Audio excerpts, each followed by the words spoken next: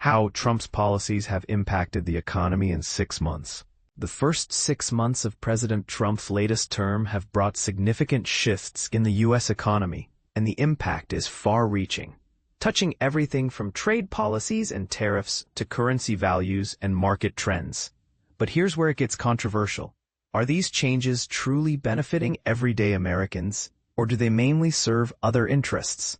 Let's dive into the 5 major economic ways Trump has influenced the landscape recently, with clear explanations and what they mean for you. Trade War 2.0, a new chapter in U.S. tariff battles. President Trump has accelerated a tough stance on trade, with a dramatic overhaul of American trade policy that was initially set in motion during his first term and largely left untouched during the Biden years. While some tariffs specifically targeting certain countries have been postponed until August 1st, and there are announcements about potential bilateral trade deals, the overall level of U.S. tariffs remains near historic highs, especially with China. By several accounts, tariffs on Chinese goods hover near 50%, sparking concerns over a possible decoupling. That is, the economic separation of the world's 2 biggest economies, the U.S. and China. This is more than just a numbers game. Decoupling could reshape global supply chains and international relations for years.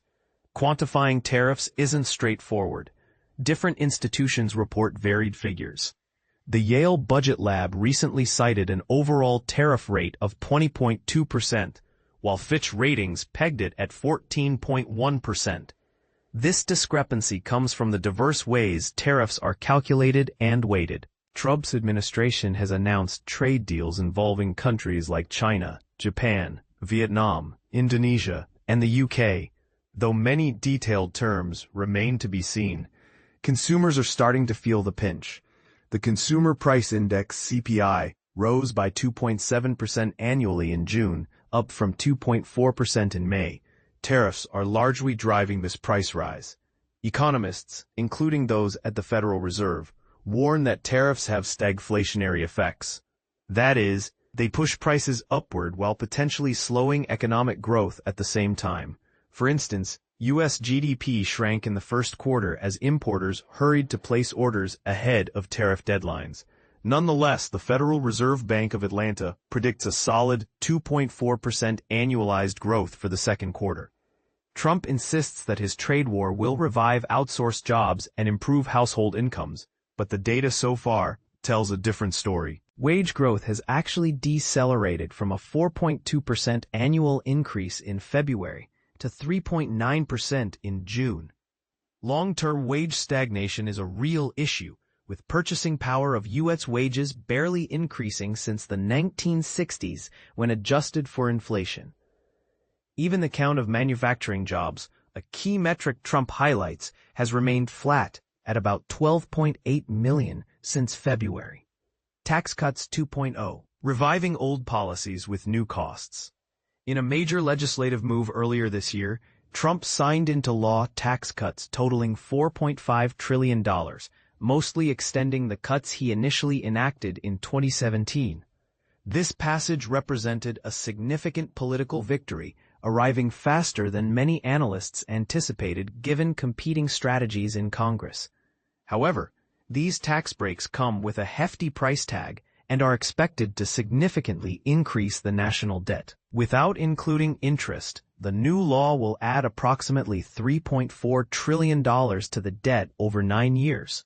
Since the U.S. debt is already around $36 trillion, this expansion raises concerns about long-term fiscal health. The battles over raising the debt ceiling, a political tug-of-war that often makes headlines, have led to credit rating downgrades by major agencies. Trump's recent tax bill includes an increase of $4.1 trillion to the debt ceiling, temporarily easing tensions but leaving the looming question of how to finance this debt. Future cuts to social programs might be on the table, especially since projections indicate 10 million Americans could lose public health insurance coverage in 2024 due to the new tax law. While tax cuts are generally thought to stimulate economic growth, the Congressional Budget Office estimates minimal impact, about 1.8% growth from the Senate bill alone. The Congressional Research Service found that real wage gains post-2017 tax cuts were modest, increasing just 1.2%, less than overall compensation growth during that period. University of Michigan tax law expert Reuven Aviona doesn't hide the political implications.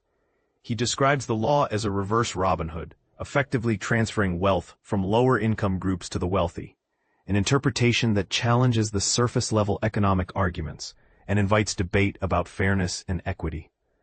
The decline of the dollar, breaking conventional wisdom. Since Trump took office, the U.S. dollar has experienced a sharp decline against other major currencies, a puzzling development that runs counter to traditional economic thinking. The dollar index, DXY, has dropped about 11%, falling from 109.4 to near 97.3, even as tariffs hit near-record levels. Financial experts are scratching their heads, offering various theories about this unexpected move. On one hand, a weaker dollar means Americans get less purchasing power abroad, which could be seen as a disadvantage.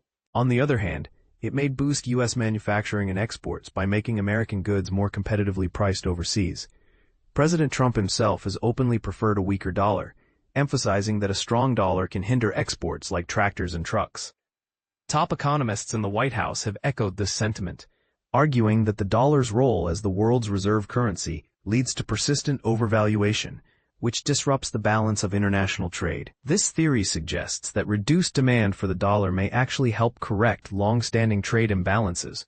Some analysts compare the current dollar drop to the historic 1985 Plaza Accord, an international agreement that devalued the dollar to reduce the trade deficit.